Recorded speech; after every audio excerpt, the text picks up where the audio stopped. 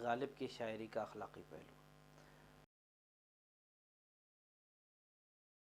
دراصل ادب میں اخلاقی ضابطوں سے متعلق مباحث جمالیات کے میدان میں بہت معنی رکھتے ہیں۔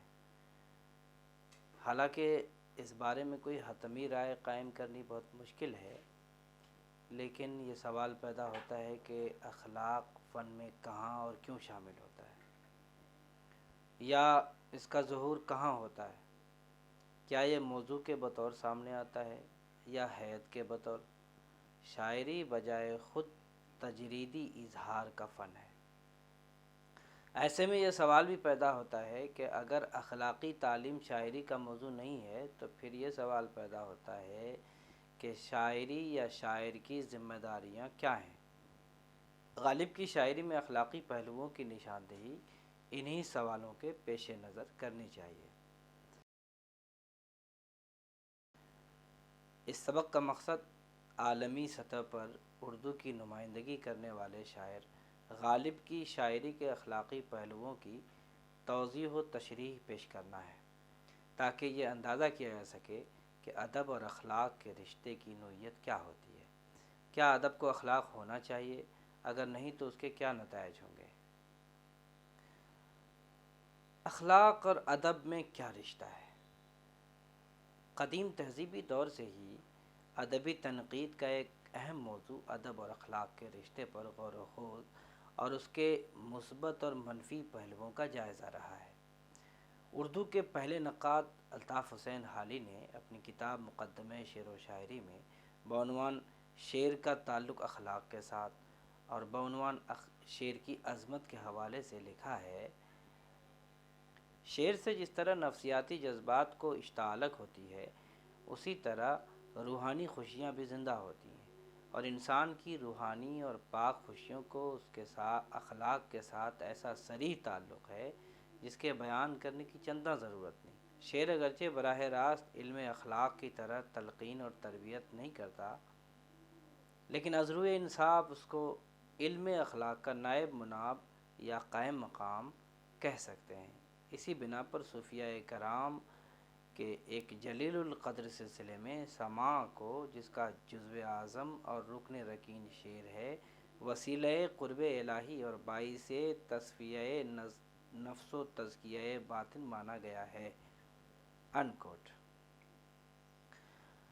امداد امام اثر نے اپنی مشہور و معروف کتاب کاشف الحقائق میں معاملات اخلاق سے شاعری کے تعلق کی بابت لکھا ہے، اخلاقی معاملات انسانی سے شاعری کو کیا تعلق ہے؟ اس کے لیے اس قدر عرض کر دینا کافی ہے کہ جتنے معاملات اخلاقی ہیں شعراء قلم بند کر چکے ہیں۔ بدانست راقم شاعری سے کوئی قوی تر اعلیٰ اخلاق آموزی کا دوسرا نہیں ہے۔ کیا امیر المومنین علیہ السلام اور سعدی کے اشعار سے کوئی زیادہ پر تاثیر اخلاق آموزی کا اعلی نشان دیا جا سکتا ہے؟ کیا اخلاق کی معروف کتابیں یہ تاثیری قوت رکھتی ہیں؟ ہرگز نہیں۔ لا ریب شاعری بہترین ذریعہ اخلاق آموزی کا ہے۔ بغیر سچی شاعری کے انسان کے قوائے اخلاقیہ ترقی نہیں کر سکتے۔ شاعری میں فلسفہ اخلاقی ہے۔ انکوٹ۔ امداد امام اثر نے واضح طور پر یہ باور کرانے کی کوشش کی ہے کہ شاعری میں اخلاقی مضامین جس طرح سے پیش کیے جا سکتے ہیں، اس کا مقابلہ اخلاق پر لکھی ہوئی موٹی موٹی کتابیں بھی نہیں کر سکتی۔ اس دعوے کی دلیل کے طور پر انہوں نے شیخ سعدی کی شاعری اور حضرت علی کے اشعار کی طرف قاری کی توجہ مبذول کی ہے۔ یہ بھی لکھا ہے کہ اخلاقی تربیت شاعری کے ذریعے ہی ممکن ہے۔ گویا کہ امداد امام اثر نے شاعری کی طاقت کو اور اس کی ضرورت کو ہمارے سامنے پیش کیا ہے۔ ان کا یہ بیان حالی کے بیان کے مقابلے راست طور پر مقصدی شاعری کی حمایت کرتا نظر آتا ہے۔ اب یہاں ایک اور سوال پیدا ہوتا ہے کہ جملہ فنون کے لیے ایسا کون سا وصف ہے جو ضروری ہے، یا ایسی کون سی اخلاقی قدریں ہیں جو جملہ فنون میں موجود رہتی ہیں جے اینڈرسن اور جے ڈین نے معتدل اخلاقیات اور خود مختاریت کے حوالے سے اپنا نظریہ پیش کیا ہے۔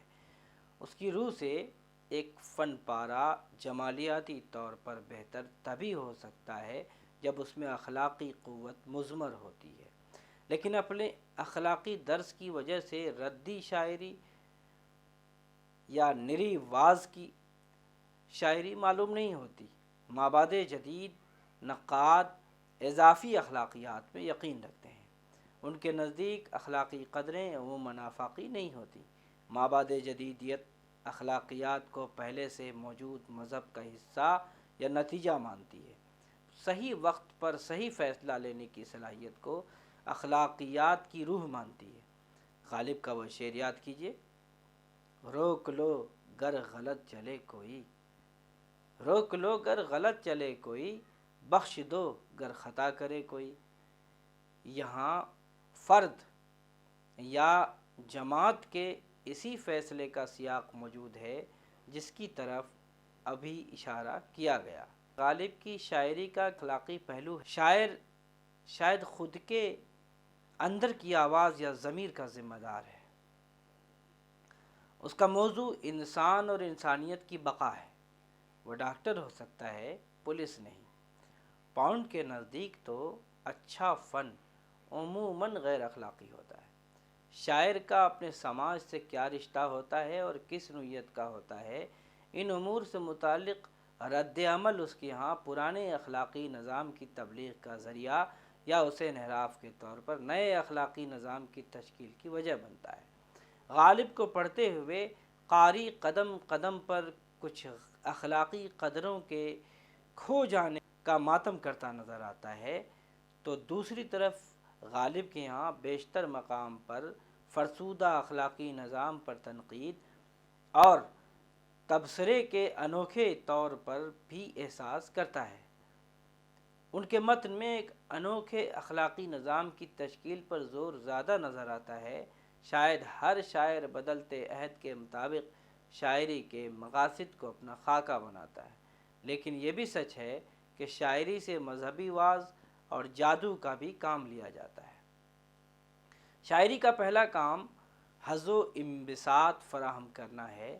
اس کے ساتھ ساتھ شاعری کچھ انوکھے تجربے بھی پیش کرتی ہے اور کچھ اظہار کے ایسے سانچے فراہم کرتی ہے جو قاری کے اپنے گہرے تجربات کو ابھارتی ہے۔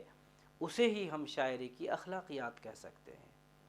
دراصل اخلاق ایک طرح کا ایٹیٹیوڈ یعنی رجحان ہوتا ہے۔ جیسے کہ غالب کے یہاں وحدت الوجودی فکر کا رچا ہوا ذوق اور اس پر تنقیدی نقطۂ نظر بھی نظر آتا ہے، جو اخلاق کا ایک نیا تصور سامنے لاتا ہے۔ مثلاً انگریزوں کے آنے کے بعد جو پرانا معاشرہ یا تہذیب مٹ رہی تھی، غالب نے اس کا ماتم اس لیے نہیں کیا کیونکہ وہ زماں کے دائروی فلسفے میں یقین رکھتے تھے، اس لیے انہوں نے اخلاق اور مذہب کی نئی عمارتوں کا خیر مقدم کیا۔ ایمان مجھے روکے ہے تو کھینچے ہے مجھے کفر، کعبہ میرے پیچھے ہے کلیسا میرے آگے۔ اگر زماں اور مکان ایک ہے یا ناقابل تقسیم ہے تو پھر بہشت یا لازماں دنیائے گزراں کی تقسیم کیسے ممکن ہے؟ بہشت و دوزخ دو جگہیں کیوں کر ہیں؟ طاعت میں تا رہے نہ میو انگبی کی لاگ، دوزخ میں ڈال دو کوئی لے کر بہشت کو۔ ایسے میں اخلاق کے ضابطے سراسر اضافی ہو جاتے ہیں۔ زاہد کو سامنے رکھیے تو ہمیشہ موت کی آرزو کیا کرتا ہے، جو مفلسی اور بیچارگی کی طرف ہمیں لے جاتا ہے۔ اس کا سب سے بڑا عیب یہ ہے کہ ظاہراً وہ پاک باز نظر آتا ہے، لیکن اس کی کمی گاہ میں شر موجود رہتا ہے۔ کہاں میں خانے کا دروازہ اور کہاں واعظ غالب، پر اتنا جانتے ہیں کل وہ جاتا تھا کہ ہم نکلے۔ صحیح کہا ہے ممتاز حسین نے کہ شاعر نے جو کچھ کہا اس پر وہ خود قائم نہیں رہ پاتا، ادب کے قاری کو اس پر توجہ نہیں دینی چاہیے۔ غالب خود اس معیار پر پورے اترتے کہ نہیں، اس کا محاسبہ تو وہ لوگ کریں جس کے دامن کا ہر تار ثابت و سالم ہو، لیکن یہ کیا کم ہے کہ انہوں نے اپنے کسی عیب کو چھپایا نہیں، بلکہ بسا اوقات اپنے عیوب کو تشت از بام کیا ہے۔ ہوگا کوئی ایسا بھی کہ غالب کو نہ جانے، شاعر تو وہ اچھا ہے پہ بدنام بہت ہے۔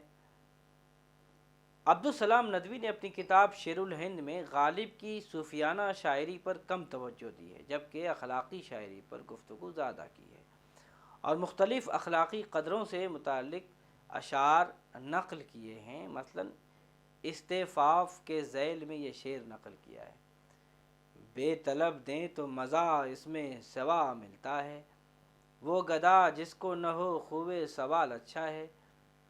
احسان لینے سے انسان بے قدر ہو جاتا ہے، سر کی ہے قدر تو ہر بار سے بچ، سر کی ہے قدر تو ہر بار سے بچ، منت سایہ دیوار نہ کھینچ، عفو درگزر نہ سنو گر پورا کہے کوئی، نہ کہو گر پورا کرے کوئی۔ مذکورہ بالا جتنے بھی اشعار عبدالسلام ندوی نے اخلاقی قدروں مثلاً استعفاف، استقلال، احسان لینا، علو ہمت، عفو درگزر سے متعلق پیش کیے ہیں، ہم نہیں کہہ سکتے کہ کھلی نصیحت کی وجہ سے شعریت اور ادبیت کو کسی قسم کا نقصان پہنچایا ہے، بلکہ ان اشعار میں غالب کا منطقی انداز اور جدت ادا صاف طور پر محسوس کی جا سکتی ہے۔ دنیا کے ہر ثقافتی نظام میں بچوں سے محبت کرنے کا اخلاقی ضابطہ نظر آتا ہے۔ مرزا اس ضمن میں حد درجہ حساس تھے اور بچوں سے محبت کرتے تھے، دوستوں پر جان نثار کرتے تھے، اپنے شاگردوں کے علاوہ اپنے اساتذہ کا حد درجہ ادب کرتے تھے۔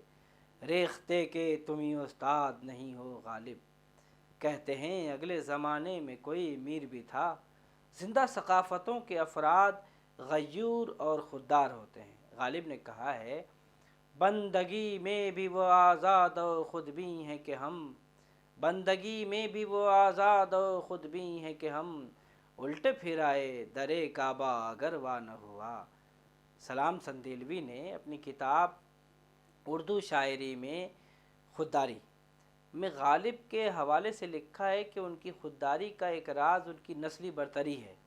انہوں نے ان کے پینشن کے قضیے اور دلی کالج میں ان کی ملازمت کے واقعے کو ان کی خودداری کا اہم حوالہ بنایا ہے۔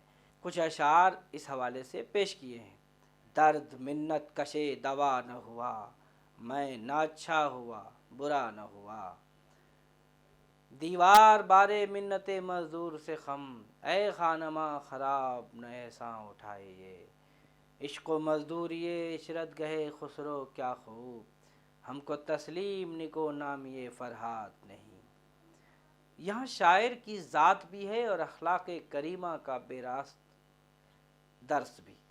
ہم بیمار کو دوا چاہیے، لیکن غالب ایک ایسا خوددار ہے جو دوا کو بھی خود پر احسان سمجھتا ہے۔ غالب نے اپنے اشعار میں رواداری پر بہت زور دیا ہے۔ انسان کے اندر اخلاقی عظمت پیدا کرنے میں اس معاشرتی رویے کا بڑا اہم رول ہوتا ہے۔ وفاداری بشرطِ استواری اصل ایمان ہے، مرے بت خانے میں تو کعبے میں گاڑو برہمن کو۔ شیخ محمد اکرام اور سلام سندیلوی غالب کے متن کی نفسیاتی تشریح کے بجائے غالب کی شاعری کو اپنے عہد کی تاریخی صورتحال کا زائدہ قرار دیتے ہیں۔ مثلاً ان کا یہ کہنا ہے کہ غالب کے شعری متن میں اخلاق اور اس سے متعلق فنی اظہار پر مغلیہ تہذیب و تمدن کی گہری چھاپ ہے۔ درست تو ہے، لیکن اصل بات ان اشعار میں گوند کر پیش کی گئی انسانی نفسیات ہے، جس پر غور و فکر کیے بغیر ان اشعار کو تاریخی صورتحال کی فوٹو کاپی قرار دینا درست نہیں۔ ڈاکٹر یوسف حسین خان نے اپنی کتاب غالب اور آہنگ غالب میں غالب کے اشعار میں نظر آنے والی اخلاقی باریکیوں کی طرف قاری کی توجہ مبذول کی ہے۔ اخلاقی لحاظ سے بلند چند اشعار ملاحظہ ہوں: طاعت میں تا رہے نہ میو انگبی کی لاگ، دوزخ میں ڈال دو کوئی لے کر بہشت کو۔ غالب آزادی اور انفرادیت کو قدر کی نظر سے دیکھتے ہیں۔ انہوں نے اپنی آزادہ روی کا اپنی شاعری اور اپنے خطوط میں طرح طرح سے ذکر کیا ہے۔ ایک جگہ یہ بات واضح کر دی ہے کہ آزادی اور انفرادیت کا یہ مطلب نہیں کہ انسان اجتماعی زندگی کے تقاضوں سے بے توجہی اور بیگانگی برتنے لگے۔ آئیے دیوان غالب سے کچھ مزید اشعار پر نگاہ ڈالیں اور دیکھیں کہ غالب نے اپنی شاعری میں اخلاقی تعلیم واشگاف انداز میں دی ہے، یا اخلاقی تعلیم کو ہمارے جمالیاتی شعور کا حصہ فنکاری کے ساتھ کچھ اس طرح بنایا ہے کہ غالب کا شعری متن وائز کا دفتر بننے کے بجائے شاعری کی ایک حسین دنیا بن گیا ہے۔ دہر میں نقش وفا وجہ تسلی نہ ہوا، دہر میں نقش وفا وجہ تسلی نہ ہوا، ہے یہ وہ لفظ کے شرمندے معنی نہ ہوا، کہ وفا ہم سے تو غیر اس کو جفا کہتے ہیں، ہوتی آئی ہے کہ اچھوں کو برا کہتے ہیں، دھول دھپا اس سراپا ناز کا شیوا نہ تھا، ہم ہی کر بیٹھے تھے غالب پیش دستی ایک دن، میں نے کہا کہ بزم ناز چاہیے غیر سے تہی، سن کے ستم ظریف نے مجھ کو اٹھا دیا کہ یوں، وارستہ اس سے ہیں کہ محبت ہی کیوں نہ ہو، کیجے ہمارے ساتھ عداوت ہی کیوں نہ ہو، خاک میں ناموں سے پیمانے محبت مل گئی، اٹھ گئی دنیا سے راہو رسم یاری، ہائے ہائے غالب تم ہی کہو کہ ملے گا جواب کیا، مانا کہ تم کہا کیے اور وہ سنا کیے،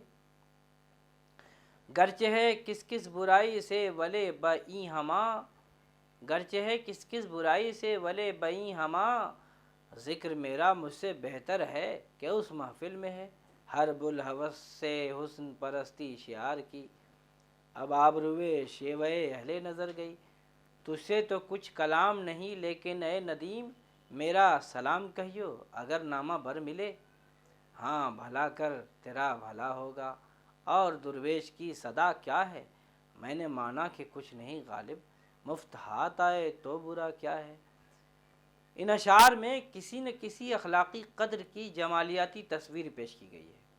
پہلے شعر میں وفا کے نقش کے عدم وجود کی خبر دے کر وفا جیسی اخلاقی قدر کے ختم ہونے کا افسوس ظاہر کیا گیا ہے۔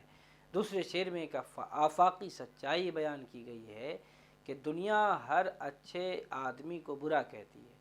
تیسرے شعر میں عاشق نے اپنی اخلاقی جرت سے کام لیتے ہوئے اپنے معشوق کی عیب جوئی کے بجائے اپنے عیب کی تشہیر کرنا اپنا اخلاقی فرض سمجھا ہے۔ چوتھے شعر میں انسان کا انسان سے جو رشتہ ہے وہ ہر حال میں برقرار رہنے کی تمنا سامنے لاتا ہے۔ ایک انسان کا دوسرے کسی انسان سے رشتہ اگر عداوت کا بھی ہو تو بھی کسی انسان کا اس بات پہ خوشی کا اظہار کرنا کہ بھلے عداوت کا ہی ہے کسی نے اس سے یہ رشتہ بھی رکھا ہو تو بری بات کیا ہے، بہت بڑی بات ہے یہ۔ گویا غالب نے یہاں جیسے معاشرے کے اخلاقی نظام کا انوکھا چہرہ یا دوسرے لفظوں میں نئے اخلاق کے طلوع ہونے کا مژدہ سنایا ہے۔ مثلاً ہر سوالی یا دست طلب دراز کرنے والے ضرورت مندوں کی مدد کرنا ہر ہندوستانی اپنا اخلاقی فرض گردانتا ہے۔ غالب اس سے بڑھ کر اخلاقی روش کی بلندی کا نظارہ پیش کرتے ہیں، یعنی یہ کہتے ہیں بے طلب دیں تو مزہ اس میں سوا ملتا ہے، وہ گدا جس کو نہ ہو خوے سوال اچھا ہے۔ ذرا یہ دیکھیے کہ غالب کے اس شعر میں اخلاقی پستی پر کس قدر حیرت اور تعجب کا اظہار کیا گیا ہے۔ ہر ایک بات پہ کہتے ہو تم کہ تو کیا ہے، تم ہی کہو کہ یہ انداز گفتگو کیا ہے۔ ہماری ثقافت میں بیمار کی عیادت کرنا اخلاق میں شمار کیا جاتا ہے۔ اسی طرح کسی کو برا کہنا، اس کی شکایت کرنا بھی اخلاقی جرم گردانا جاتا ہے۔ ان دونوں اخلاقی قدروں کو غالب نے کس فنکاری سے نظم کیا ہے ملاحظہ فرمائیں۔ خوشا اقبال رنجوری عیادت کو تم آئے ہو، فروغ شمع بالی طالع بیدار بستر ہے، یہ باعث نومیدی ارباب ہوس ہے، غالب کو برا کہتے ہو اچھا نہیں کرتے۔ آخر میں یہ کہا جا سکتا ہے کہ غالب نے اپنے غزلیہ متن میں اخلاقی قدروں کی بحالی یا اس کے مٹ جانے کے غم یا نئے اخلاقی نظام کی تشکیل پر زور دیا ہے۔ وہ واعظ کے بجائے ہمیں ایک ہمدم دیرینا اور رفیق معلوم ہوتے ہیں۔ ان اشعار میں ایک ایسا کردار بھی ابھر کر سامنے آتا ہے جو انسانی کمزوریوں اور عظمتوں دونوں سے واقف ہے، اس لیے وہ ایک ایسے انسان کی تلاش میں ہے جو انسان کو فرسودہ اخلاقی نظام سے پرے لے جائے، اور ایک ایسے انسان کو ظہور میں لائے جس میں وسعت نظر ہو اور جس کے دل میں انسانیت کا درد لہریں لے رہا ہو۔ اس سبق کا خلاصہ یہ ہے کہ غالب کو پڑھتے ہوئے قاری قدم قدم پر کچھ اخلاقی قدروں کے کھو جانے کا ماتم کرتا نظر آتا ہے، تو دوسری طرف غالب کے یہاں بیشتر مقام پر فرسودہ اخلاقی نظام پر تنقید اور تبصرے کے انوکھے طور کا بھی احساس کرتا ہے۔ ان کے متن میں ایک انوکھے اخلاقی نظام کی تشکیل پر زور نظر آتا ہے۔ دراصل ہر شاعر بدلتے عہد کے مطابق شاعری کے مقاصد کا اپنا خاکہ بناتا ہے، لیکن یہ بھی سچ ہے کہ شاعری سے مذہبی واز اور جادو کا بھی کام لیا جاتا ہے۔ غالب کے متن میں اخلاقی قدروں مثلا استعفاف، استقلال، احسان لینا، علو ہمت، عفو و درگزر سے متعلق جو اشعار نظر آتے ہیں، کہہ نہیں سکتے کہ کھلی نصیحت کی وجہ سے ان اشعار نے شعریت اور ادبیت کو کسی قسم کا نقصان پہنچایا ہے، بلکہ اس نوع کے اشعار میں غالب کا منطقی انداز اور جدت ادا صاف طور پر محسوس کی جا سکتی ہے۔ ہماری ثقافت میں بیمار کی عیادت کرنا اخلاق میں شمار کیا جاتا ہے، اسی طرح کسی کو برا کہنا اور اس کی شکایت کرنا بھی اخلاقی جرم سمجھا جاتا ہے۔ ان دونوں اخلاقی قدروں کو غالب نے کس فنکاری سے نظم کیا ہے؟ مثلا خوشائے اقبال رنجوری، عیادت کو تم آئے ہو، فروغ شمع بالیں، طالع بیدار بستر ہے، یہ باعث نومیدی ارباب ہوس ہے، غالب کو برا کہتے ہو اچھا نہیں کرتے۔ سلام سندیلوی نے اپنی کتاب اردو شاعری میں خودداری میں غالب کے حوالے سے لکھا ہے کہ ان کی خودداری کا ایک راز ان کی نسلی برتری ہے۔ انہوں نے ان کے پینشن کے قضیے اور دلی کالج میں ان کی ملازمت کے واقعے کو ان کی خودداری کا اہم حوالہ بنایا ہے، اور ان کے حسب ذیل اشعار ان کے اشعار بھی پیش کیے ہیں۔ درد منت کشے دوا نہ ہوا، میں نہ اچھا ہوا برا نہ ہوا، دیوارے بارے منت مزدور سے خم، دیوار بارے منت مزدور سے خم، اے خانماں خراب نہ احسان اٹھائیے، عشق و مزدوری عشرت گہے خسرو کیا خوب، ہم کو تسلیم نکو نام یہ فرہاد نہیں۔ یہاں شاعر کی ذات بھی ہے اور اخلاق کریمہ کا بے راست درس بھی۔ ہر بیمار کو دوا چاہیے، لیکن ایک ایسا خوددار جو دوا کو بھی خود پر احسان سمجھتا ہے۔ دوا تو لے لی لیکن احسان نہ ہونے پر یہ تمانیت کہ اچھا ہی ہوا، دوا اثر کر جاتی تو مجھ پر دوا کا احسان ہو جاتا۔ دوا میں پیسے خرچ ہوتے ہیں، کارگر نہ ہوا تو افسوس ہوتا ہے۔ اس افسوس سے کیوں کر غالب نے نکلنے کا ایک راستہ قاری کو دکھایا ہے اور خوددار بنے رہنے کی تلقین کی ہے۔ بتانے کی ضرورت نہیں، دیوار پر مزدور کا احسان ہوتا ہے، دیوار بن جائے تو مکین پر دیوار کا تعمر احسان ہوتا ہے۔ اس سے اچھا ہے انسان خانماں خراب ہی رہے۔ 20ویں صدی میں یہ سوالات اٹھائے گئے کہ ادب اور اخلاق کے رشتے کی اصل نوعیت کیا ہے، اور محسوس کیا گیا کہ ان دونوں کے رشتے حد درجہ پیچیدہ اور جدلیاتی ہوتے ہیں۔ کبھی کبھی تو ایسا بھی ہوتا ہے کہ دونوں کے درمیان کے رشتے منقطع ہو جاتے ہیں۔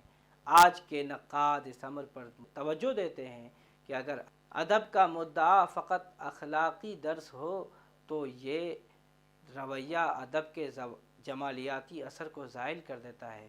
ہاں، کسی ادبی فن پارے میں زیادہ سے زیادہ مروجہ اخلاقی نظام پر تبصرہ یا تنقید یا طنز کیا جا سکتا ہے، اور شعراء یا ادیب نئے اخلاقی ضابطوں کی طرف قارئین کے ذہن کو راجع کر سکتے ہیں۔